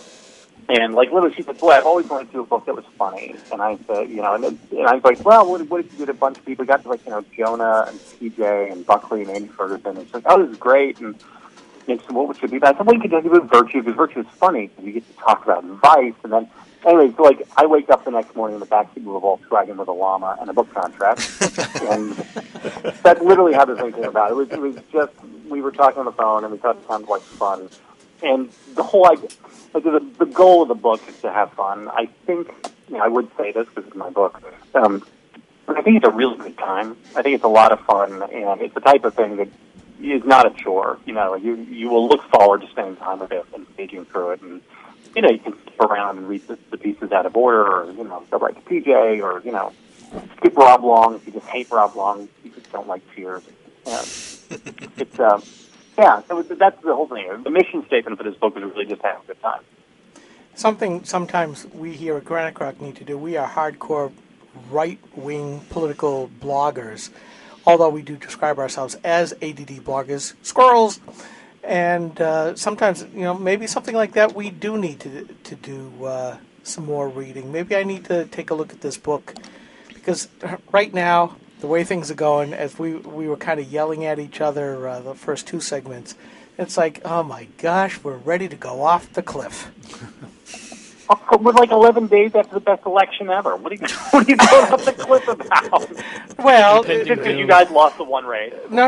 Oh no. We're very happy that here in New Hampshire the top 2 ticket holders lost. To be perfectly blunt about it, that would be Walt Havenstein and Scott Brown, because we don't think that they're all that conservative, nor necessarily all that conservative. And when you insult your base, you deserve to lose. But I'm thinking of what's going on here with Obama deciding that Congress is just a multi-letter word, and that's about it, and what he's about to do. And you're right. Sometimes we do have to sit back and just laugh at something, because otherwise we're so depressed. It's an inside. Hey, look, it's only going to be 5 million illegal immigrants that are amnesty. It's not going to be 13 million. Look on the bright side. Man, you guys put you down. Yeah, it's tough when you're inside the sausage factory every day, and the stuff kind of gets you down. You're like, I don't let it get me down. I just know it is what it is. But Skip's remarks lead to my next question, which is about the separation of maybe public and government morality and policy. I know there's been a lot of people who pay attention to this feel like what Skip feels. They don't think the government has any connection to morality whatsoever. Is that even? I don't see how that's even desirable. Well, it is and it isn't. Did you guys pay any attention to Rick Santorum back in 2012? Sure. He made. So part of his stump speech was this really, really interesting point that he made, which is that you cannot have a small government if you don't have a virtuous society. And so what he used an example of, sort of ethical standards for Congress. And he says, like for 100 years it never occurred that congressmen might act badly in certain ways. Because we just, it was assumed that we had sort of an ethical code that everybody would de facto abide by. And then once, in the early 90s, once they started doing this one particular thing, it was real estate investment deals on the side. Once it turned out that they were not just going to abide by this, then you had to legislate it, right? Because you can't have congressmen doing this sort of thing. So you have to erect a whole big thing of laws. Then you're adding laws to the book. You then have to stand up an enforcement agency to do it. You then have to stand up, more courts to adjudicate all these things. And so as you lose sight of virtue as a society, the government will necessarily grow. And as government grows, government then becomes less well suited to actually sort of enforcing virtue in a way, right? And so these things are tied together in this vicious cycle. And I'm not sure that there's any hope for all this in this. Now I'm going to be depressing, but I think it's largely true. So virtuous societies will necessarily be picked up. Smaller government societies, virtuous societies will be larger government societies, and that creates all sorts of problems. Jonathan, we're going to take a quick break. Stay on the line. We'll be right back. We're talking to Jonathan Last, the editor of the 7 Deadly Virtues. Stay tuned. We'll be right back. Hi, this is Rich Gerard, host of Gerard at Large in the Morning, the Manchester area's only locally owned, locally operated, focused, and interested, riveting radio show, heard live every Monday through Friday from 6 to 9 on 90.7 FM WLMW, New Hampshire Family Radio, and available 24/7 live or archived at GerardAtLarge.com. Be sure to tune in.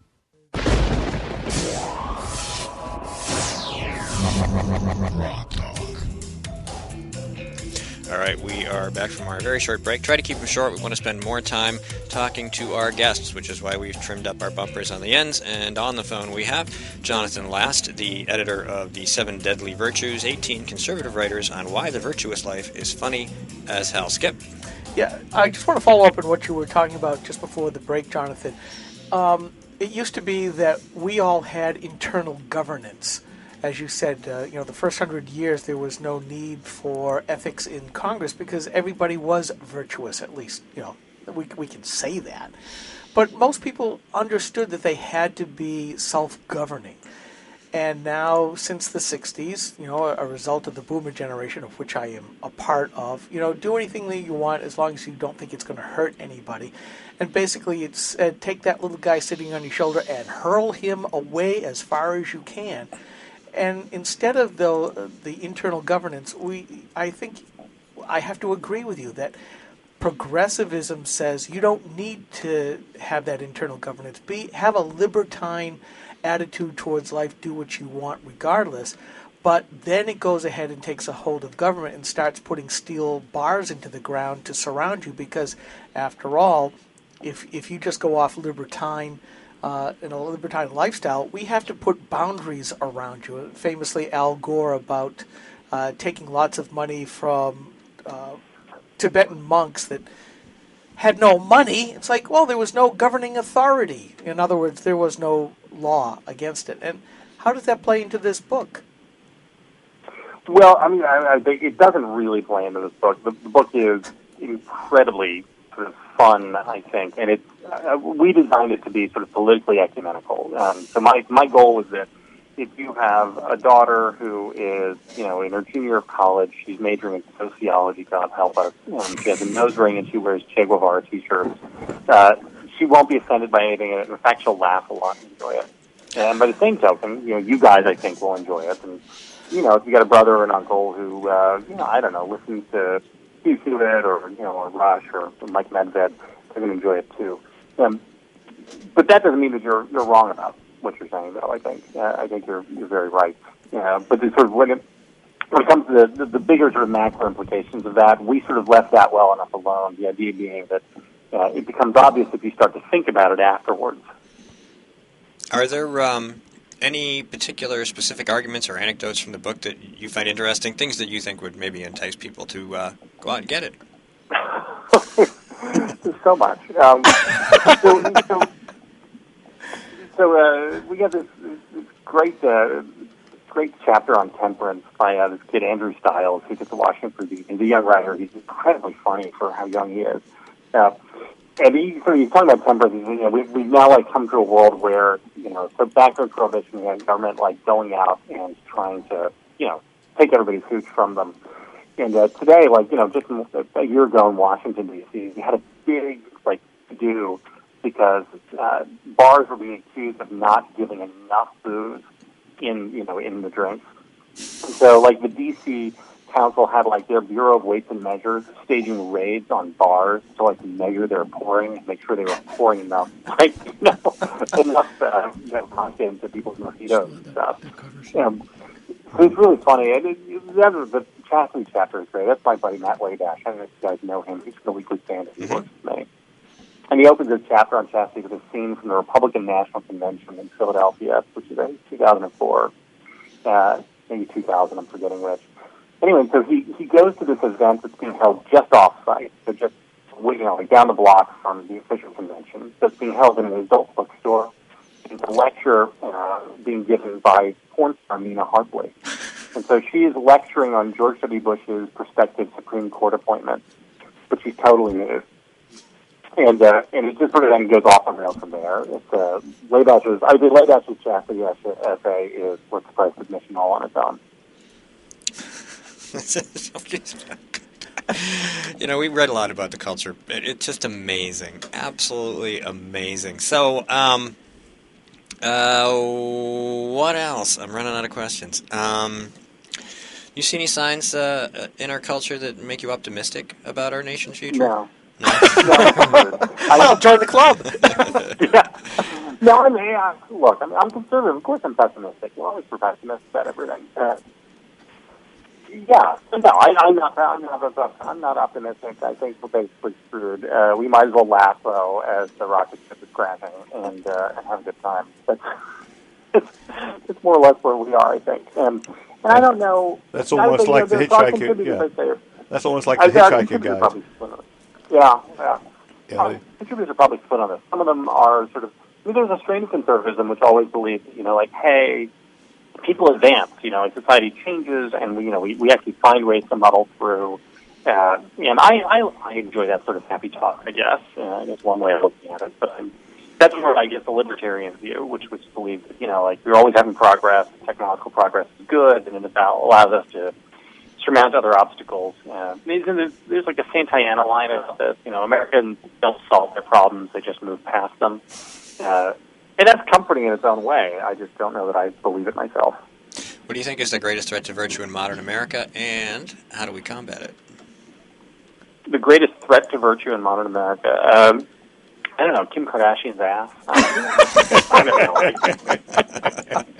I have to admit that the whole Kim Kardashian thing I find like vaguely mystifying and also kind of upsetting as well. She's talentless. Like there have always been people who are like famous for being famous in America. That's not like a new thing.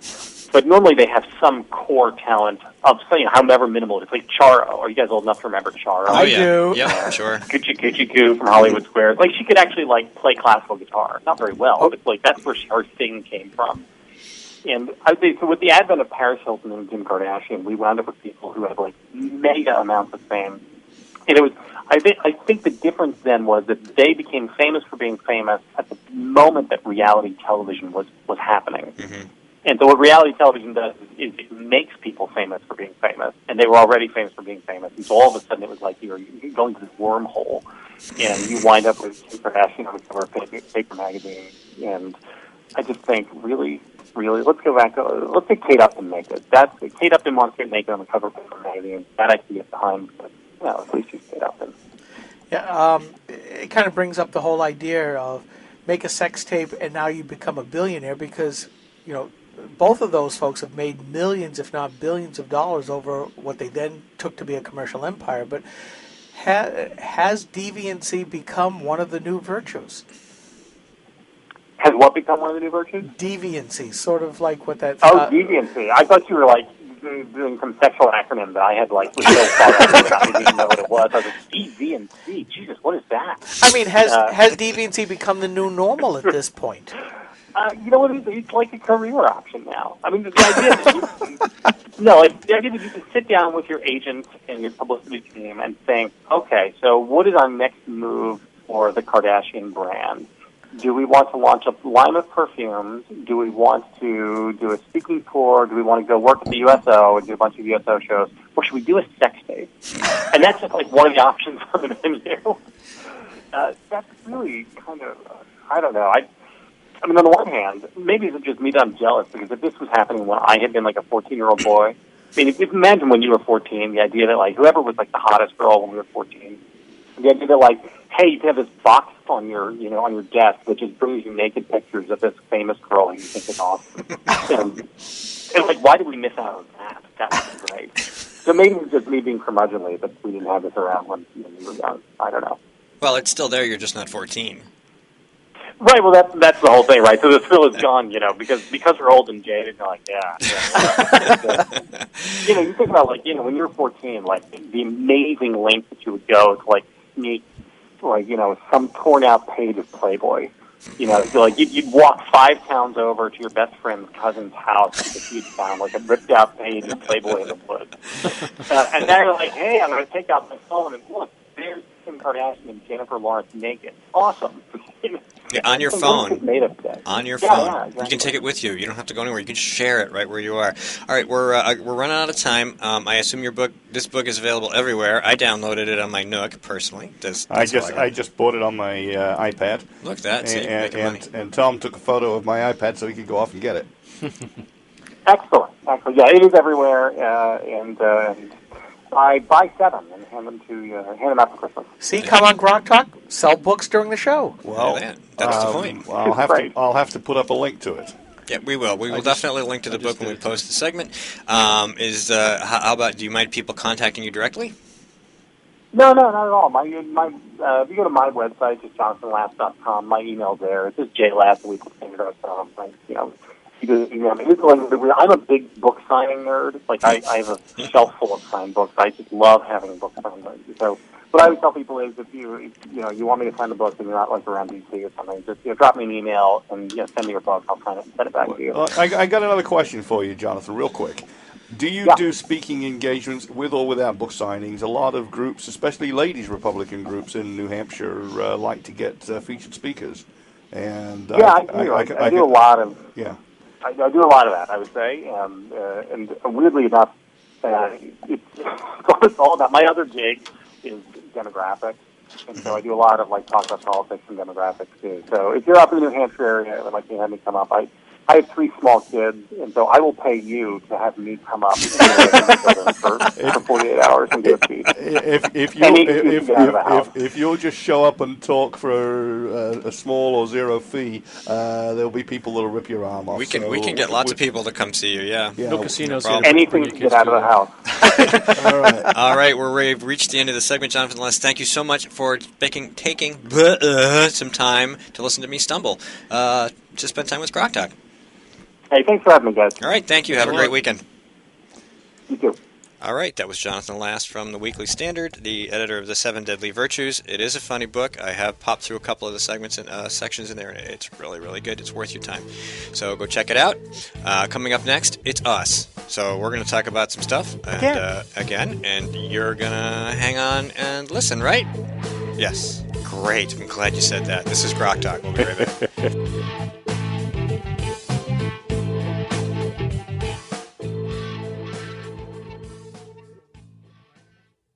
New Hampshire is famous for scenic drives, but they're tough to enjoy when you're on your way to the doctor. Because Obamacare limits your choices, some will have to drive more than an hour to see a doctor. What's health insurance worth if care isn't there when you need it? Jean Shaheen voted for Obamacare, putting your doctors and hospitals further out of reach. Tell Senator Shaheen, Obamacare is not working for New Hampshire. Jean Shaheen and her allies are making false claims about her record on veterans. The truth? Shaheen refused to meet with veterans pushing for reform. She wasn't on the committee that wrote the reform legislation and refused to co-sponsor important VA reforms in the VA Management Accountability Act until after the VA scandal broke. When our veterans needed her, Jean Shaheen was AWOL. Tell Jean Shaheen to stop distorting the truth and fix the VA.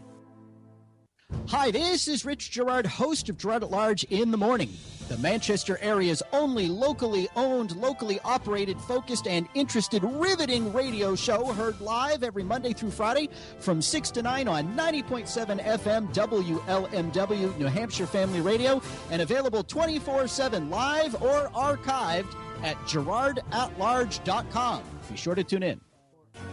This is a coalition of New Hampshire taxpayers. We're located at 8 North Main in Concord, New Hampshire. This is the repository for all things conservative and municipal. So if you have a problem in your town, your school, your budget committee, the right to know law, and now at the top of our list is voter fraud. You have a tip for us, some information for us, you want to join or help us out, cnht.org.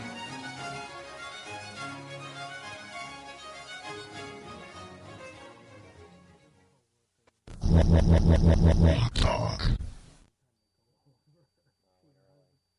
Oh, feel the power.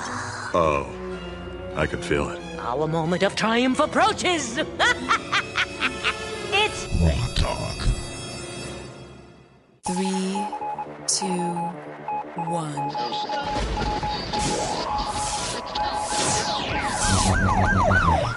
We'd like to welcome you to another edition of GrokTalk, brought to you by New Hampshire's leading conservative blog site, GraniteGrok.com. We are your feared, extremist, right-wing, hard-charging, gun-toting, opinionated, outspoken, rabble-rousing, letter-writing, radio, microphone stomping conservatives and rational libertarians. So get ready for more news and opinion you could only get from GraniteGrok.com. Rock Talk.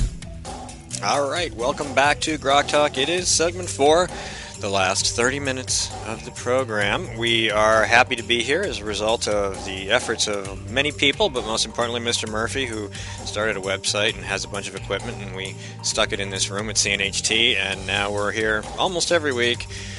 We will not be here the Saturday after Thanksgiving or the Saturday after Christmas, but this is show 75. We've been at it for a little while now. Yay, show 75. And we thank Steve for having the energy to get it rejuvenated, and it's been doing great ever since. I still have it. I mean, every now and then in the middle of the week, I'm like, all right, let's go. Right. So what I am holding up here, since our commercial says gun-toting, there are going to be more gun-toting Californians, especially in San Diego, as a result of this newspaper article, which I brought. And not just Democrats who are selling guns illegally. No, like Leland Lee or whatever his name was. Yeah, Leland Wu Wee. Yeah. So Lee. Yeah. Leland Lee. So what happened is that Leyland Yee, that's what it was. What happened is that there was an appeal. Yee of Little Leyland. Sorry. Yes. Here we go. It's the squirrel segment. Here we go. The citizens appealed the repeated rulings of sheriffs and police chiefs that effectively turned concealed carry permitting into may issue, and very rarely may issue, and especially in the city of San Diego, where there are lots of Mexicans. So, racist me, yeah, okay. Who should be just as allowed law-abiding, gun-toting citizens as anybody else, assuming they are citizens. Assuming they are citizens and not illegal aliens. Correct. Absolutely. We'd like you to take the test, go through the steps, then go on, get your gun and permit. so there was a court fight, and then there was an appeal by the Brady Bunch and other similar types that oppose anybody having guns, and the appeal lost, which means that as of now, 2 courts in succession have ruled that the police chief shall issue unless there's a serious impediment. So California is moving towards shall issue, which is a great step forward, and we wish them luck in upholding that and getting it finally confirmed. It may go to the Supreme Court. Yeah, several of my coworkers have expressed glee over this. They will be and a couple of mine. Yeah, they will be going to get their concealed carry permits. Mostly because they need it as an equalizer. Several of them are getting up in age. If some strapping young person came through, be it male or female, they want to be able to protect themselves. And really unarmed. That's what a lot of people forget. You have like Moms Demand Action, who, I mean, maybe if they were getting more action, they wouldn't be wasting so much time trying to steal our gun rights. But I'm going to hear more mail. You have to. It's Steve at GrokTalk. Steve at GrokTalk.com. Anyway. you Feminazis, you have send your hate mail to Steve. people who they already do. If you, I don't care. You're not going to change me. Sorry. Anyway, if you don't realize that it is an equalizer, that you have people who are getting older, and like in England where they've banned guns for a long time, larger, stronger, younger people beat up older people and take their stuff, and they can't do anything about it because even if you give an old person a stick, the young person with the bigger stick is going to take their stick and then their stuff. So you have to have a way to allow law-abiding citizens to protect their own bodies, their own property, and that's what this does in their lives. Yeah. I mean, I used to do a lot of martial arts when I was young. I could stand 6 inches from you and side by side and put my right foot into your ear. I can't do that. I haven't been able to do it for a long, long time because it's just not there. And even if I could, it'd probably be once, and then I'd be groaning. You'd hurt your back, and you'd be in that chair. Yeah, that's the gravity chair. That's correct. But I take the responsibility of the self-responsibility of protecting me and mine. And the problem is that you're right. It's always seemingly government acting against the detriment of the law-abiding, caging us in more and more and more with restrictions, when those that don't care about the law, look at our current president with his executive actions about to happen, if you don't care about the law, then no law is going to apply. And it seems to be that progressives and liberals don't ever want to acknowledge that. And yet, we see the violent crime rates going way down year after year as gun ownership has soared. Every time we hear if you do that, you'll see rivers of bloods in the street, and actually the crime rates go down, except in those places where gun control is at its highest. And then it's not really a gun control problem, like in Chicago, it's a gang problem. And as we were talking about with our previous guest, Jonathan Last, it really is a morality, a lack of virtue problem. But that's where the progressives can't accept, because they are complicit with the fact that I see as an evangelical Christian the lack of morality that has been pushed by the progressives, saying you only need government as your God, as your daddy, as your hubby. Government will take care of everything. You just outsource your responsibility to us and your morality. Morality is an attribute of the individual, too, and the individual scares the statists. Their biggest enemy, their biggest kryptonite is individual responsibility, which morality is in that sphere. Individuals with virtue. And, there was that book that I mentioned a couple of times last year that, morality and virtue should be local and personal things, not government things. The problem with liberals who actually have no morality in the conventional sense, they believe that morality is something that's enforced from the top down, that their idea of what is a good thing or good behavior should be enforced by government, whereas individuals with a moral upbringing do the right thing and don't need government. Morality can't even be an issue between you and I at this table. It has to be with you and with me. Internalized. Yeah, it is. It's an individual thing. Well, the First Amendment exists to allow you to have your morality without the government telling you what it should be. But that's not what's happening right now. Of course not. And that's one of the questions that I asked Bill O'Brien. It'll be soon posted up on GrokTalk.com. And we see the right of conscience, the free expression of religion in the First Amendment under attack through the non-discriminatory policies or ordinances all over. It basically says your freedom to any kind of sexual expression that you want to do in a lot of cases. In this case, the gay militant folks want to suppress the religious freedom because there is that freedom from anything versus the freedom that comes from understanding you are not the superior being. And I think that's, it is that internal moralization that we hold dear that is anathema to the progressives and anybody who's jumped onto that bandwagon. Mm-hmm. So, hey, Jonathan, hope you're still listening. Call in. Said Ed... on a landline, please. Yes. We have Ed Lasky, our flasher. Anybody wants to call in, join the conversation? 603-715-9689. 603-715-9689. In the second half of this segment, we're going to play the Bill O'Brien's top 3 priorities as Speaker, and then we'll talk about those issues. We still have a few more minutes to fill prior to that. We did touch on Grubergate. We've talked about Sununu. I had a Scott Walker soundbite that I had queued up. I don't know if I still do. Let me go see if I do. And I don't. And he's one of the conservative heroes. Not only has he dialed back unionism in his state, made it voluntary to pay union dues, and to the surprise of the unions, thousands of members decided that perhaps they didn't want to. Well, my point about him was that he said something that we've been talking about since the election, and I'm scrolling down to it because I got so much video. And he's won 3 times in 4 years because these Democrats insisted on making him fight for re-election, and he was re-elected. Yes, he was. Well, he's talking about leadership. He's telling Republicans, get out there and lead. Don't worry about us. We talk about the infighting in the Republican Party. All we're asking them to do is lead by their platform. That's really it. It's your platform. It's your freaking platform.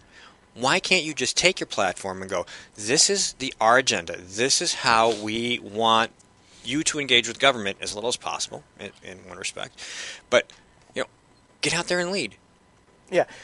I did a post on him, and he basically said, when he got his new Republican majority, if we only act less worse than the Democrats, the voters will throw us out. And think about that. Less worse than the Democrats. And that's what we hear an awful lot of times from Republicans for the sake of the Republican Party.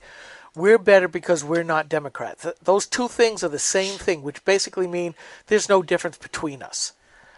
And I think that's one of the things why I was so upset with having Walt Havenstein run instead of Andrew Hemingway. Havenstein won on being a better manager. Well, there's lots of better managers out there. Mussolini was a better manager. And Andrew Hemingway offered a vision in that his primary thing was not so much I can manage better than anybody else, but here is an ideal, more individual liberty and freedom, the ability to choose for yourself. That is where we should go. So he had an endpoint of where he would want to take the state of New Hampshire, whereas you hear from almost most Republicans that are establishment, we can just do it better than the Democrats, period.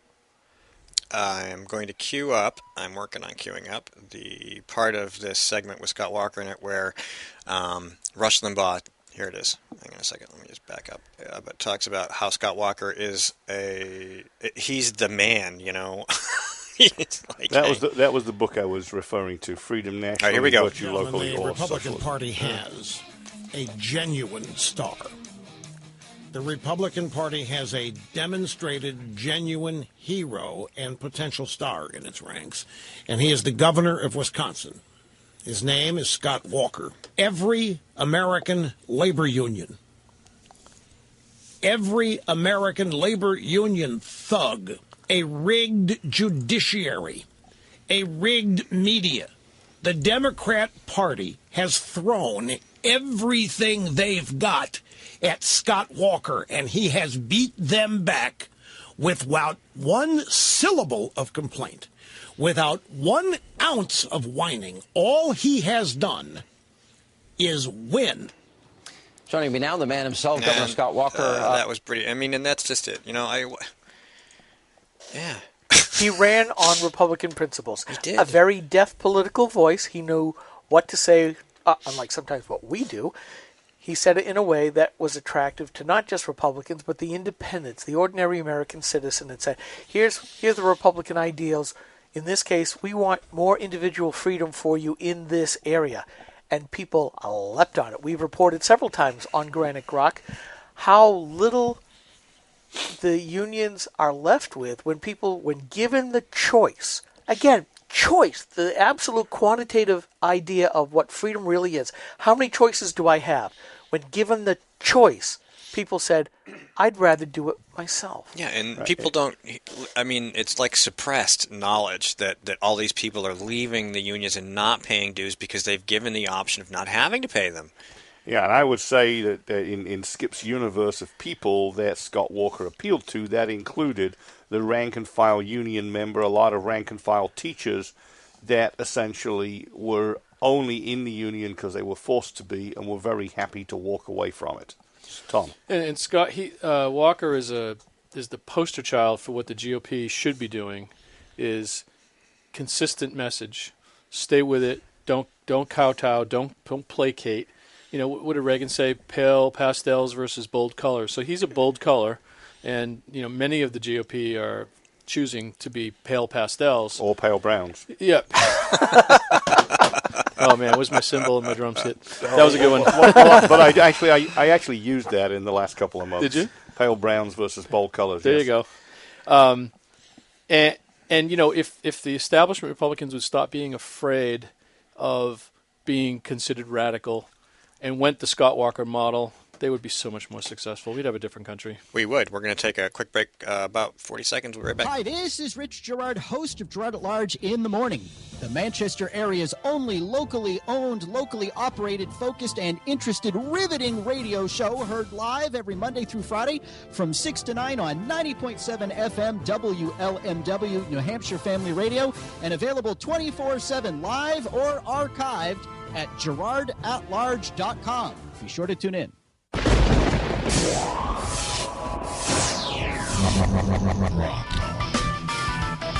All right. A little different. I know you like that. I know you like that rock organ. I love it. So, this one's for Skip. Welcome back to GrokTalk. We are talking about stuff and junk and things. And I want to play for you in a second, as soon as I fade this out. A little bit of our last question to Bill O'Brien, which will be going up tomorrow-ish. Tomorrow-ish, because we've got a few more. There were quite a few questions. Only half are up so far. Only half. So if you've been going to GraniteRock.com, go and see the Bill O'Brien. You can also go to YouTube. Go to Granite Rock on YouTube. All the questions we asked him about his priorities as speaker. Just the ones that I've published so far. Just the ones. Everything's right. up, just not viewable. They will all be there. Here is the... Well, we won't play the whole thing because it's kind of long, but we'll start. Here we go. Top 3 priorities if you are elected speaker for the legislators to be herded in like cats. What is it you would want to... Well, we've got to laugh a little bit here, folks. We've been pretty serious. A herd of cats, it's okay. Yes. What are the top 3 things you would like to accomplish? I'd certainly like to improve our election laws and bring as much integrity as I can to them. One of the things we have going for us, if Bill Gardner stays as Secretary of State, is for once he's acknowledging there is a problem. We've gone through years with him since I first met him back in 2004, where he's saying, "Oh no, there isn't a problem," and quite frankly, all these laws now that we see that he thinks there's a problem, they've all come forward with the preface at the beginning of every debate. Bill Gardner approves of this. And so now that he doesn't generally approve, we can use that to start to tighten things up. So that's an area of priority. Reducing the drivers of business cost in New Hampshire is very, very important to me. Now, that's the budget, and that means we have to get taxes down. And as Mel Thompson told us, every budget has 2 sides of the equation. As he phrased it, is low taxes are a result of low spending. We've got to reduce our spending in order to get our business taxes so that they aren't the 3rd highest in the country. In addition, we have to reduce our workers' compensation costs. They're out of control because over the last 20, 25 years since the last reform, that we've added to the costs and the duplicative procedures, and it's just an expensive system now. We have to reduce our energy costs, another driver of business costs. We have to reduce regulations such as licensing and other regulations. So that's kind of a secondary reduced business cost. It all comes within that, and it's all kind of multi-faceted effort. And there's actually 4 areas. I'm sorry, there's not 3, but one of the areas is a public employee pension plan. We've talked about that. Whether it's $4.5 billion unfunded, or as State Budget Solutions says, assuming longer life expectancies and lower return on investment, $13 to $14 billion underfunded. Horrible amount. I mean, horrible. It's like $100,000 per citizen in New Hampshire. We have to stop the insanity, which means at least move new participants, new employees, into a defined contribution plan and see how far we can go. We can go quite far, I think, there. So public and the fourth is to deal with Obamacare and Medicaid expansion. That bill is like, that law is a time bomb in the wallets of New Hampshire citizens. It's going to blow at some point unless we take it out of those wallets, unless we get rid of it. Okay, so all good points. Quite a few things, but those are the priorities. So we talk about these all the time: business, regulation, energy. What else? Where do we want to go? I mean, there's a lot of things that, as a conservative, I would like to see. Basically, it comes back to what Governor Rick Perry said when he did at the kickoff of his presidential campaign last cycle, and his phrase has always stayed with me. My job is to make Washington, D.C. as inconsequential in your daily life as possible. And I really, progressives will just shriek in horror over this, but frankly, most of us don't need as much government hand-holding is what they think we should do. We are not Julias that have to be led by the hand or pulled by the hair in some cases, because that's what government will do to you if you don't follow their diktats. We can do this stuff by ourselves, and I think what we saw last time, and what he has said that he will do again. Last time Bill was Speaker. Was to devolve power from Concord that progressives and big government Republicans have pulled into Concord. He wants to send it back out. That, to me, can only be a good thing, because really government is only supposed to do a few things. Do it very well, but we don't see that it does things very well. And passing laws should be a rarity, not a daily occurrence to micromanage our lives. If you had laws that worked in the 19th century, how many more laws do you need now? That's the problem. I mean, there is that growing meme that we can go through our daily lives, and every single day we could, if a prosecutor wanted to, be arrested for several different crimes. Some of them misdemeanors, some of them are felonies, because we don't know. The purpose of the law is to be knowable, understandable, and it serves as a goalpost, don't go here. And instead, like I said earlier with Jonathan Last, our guest, it has become steel bars thrown around us. If you can get through the bars, you're fine, because then there's no governing authority, like Al Gore said. But in the meantime, it's supposed to trap us in, and that's not what freedom is, folks. We are supposed to be the land of the free. That's why we fought our wars, and I don't see it anymore. Well, I think definitely Bill O'Brien has demonstrated an ability to undo some of the nonsense and the craziness. A couple days ago, I posted a quote from a guy named Jack Gordon from a piece called "Violence is Golden," and this is not unique or original, but armed men prepared to do violence. A rule not ultimately backed by the threat of violence is merely a suggestion. States rely on laws enforced by men ready to do violence against lawbreakers. Every tax, every code, and every licensing requirement demands an escalating progression of penalties that, in the end, must result in the forcible seizure of property or imprisonment by armed men prepared to do violence in the event of resistance or non-compliance. Every time a soccer mom stands up and demands harsher penalties for drunk driving or selling cigarettes to minors or owning a pit bull or not recycling, she is petitioning the state to use force to impose her will. She is no longer asking nicely. Bill has demonstrated that this craziness that we have these laws that people don't even know what they are, that are randomly enforced based on a desire to do harm to individuals for political reasons or personal reasons. In towns, you see it all the time. You know, in Henniker, Stephen Forrester has this tree farm, and you know, according to the state, he can have weddings there if he wants. But the town didn't want that, so they. You know, I mean, all right, local control, great, but there's a state law that allows him to do it already. Now, if there's a problem with the law, let's go talk about that law and then return that control locally and let the voters battle it out. But in this particular case, he was already protected from local tyranny by a state law that actually made sense. It gave him the ability to use his own property for things he wanted to use it for. And these locals came in and they're nope, and it cost him a bloody fortune. Fight this thing. Yeah.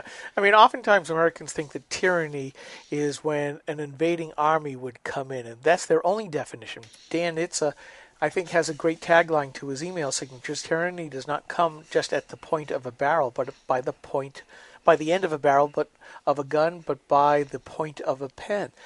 At what point have we crossed that Rubicon to become a tyrannical government simply by those who believe they know better than us passing a law that says this is how you will run your life? Soccer moms demand action. Well, I would take it back probably as far as Eisenhower. I think Eisenhower was a Republican, wasn't he? Yes.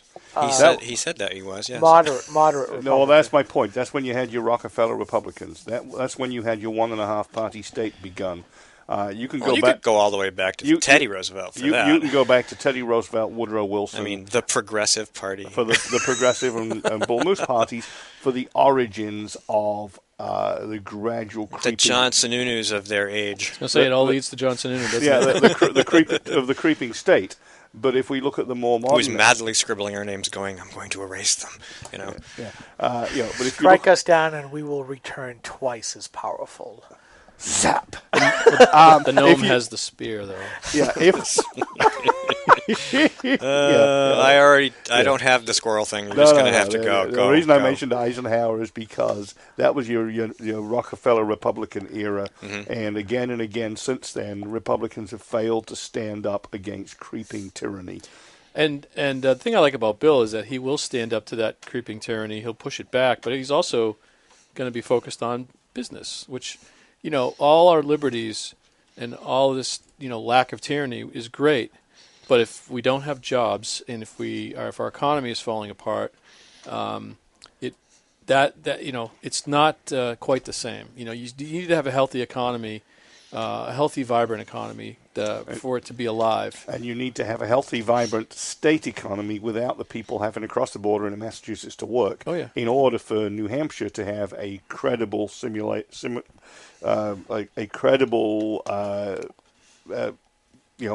freedom from its surrounding states and from the federal government. Right. If we're dependent on others, we're not free. Right. Yeah, everybody walks past the corpse on their way out the door. You know, they don't stop and stay there. It's just we need to have cheaper energy prices. We need to have fewer licensing issues. Well, the corpse is right there on the way out of state. It's called Seabrook. Oh, you're talking about energy prices. Right. Well, yeah, they keep closing energy plants. So we talked to Susan about that, and she's obviously a great resource. You should go to GraniteGrok.com and see if she's written anything about it. You should. A bold color move would be to try to. Well, I think deregulating the PUC is probably. We talked a little bit about that in the interviews with Bill.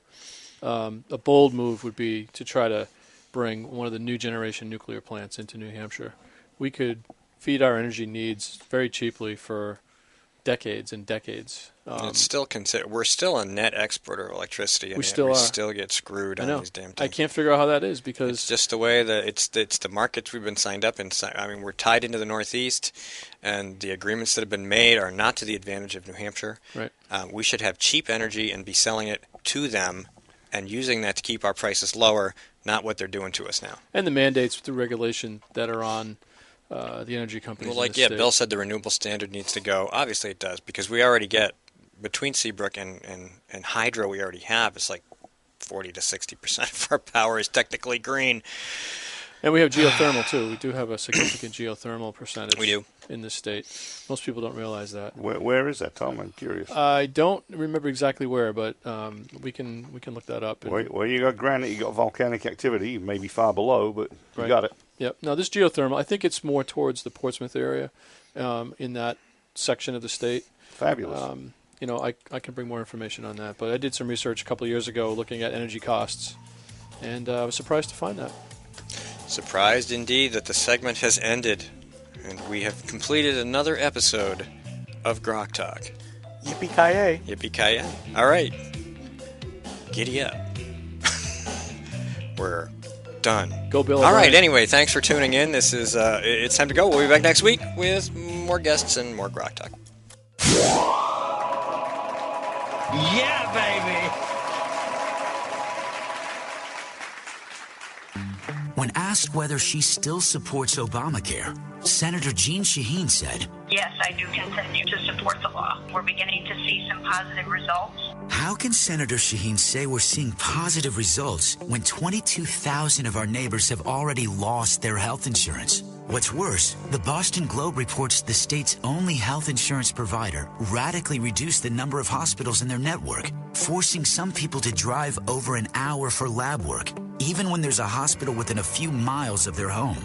When pressed about lack of access, Shaheen said, there are some hospitals that are not covered, unfortunately, and I certainly hope that's going to change. Jean Shaheen promised us we could keep our doctors and our health care coverage. Now she hopes we can get to a local hospital?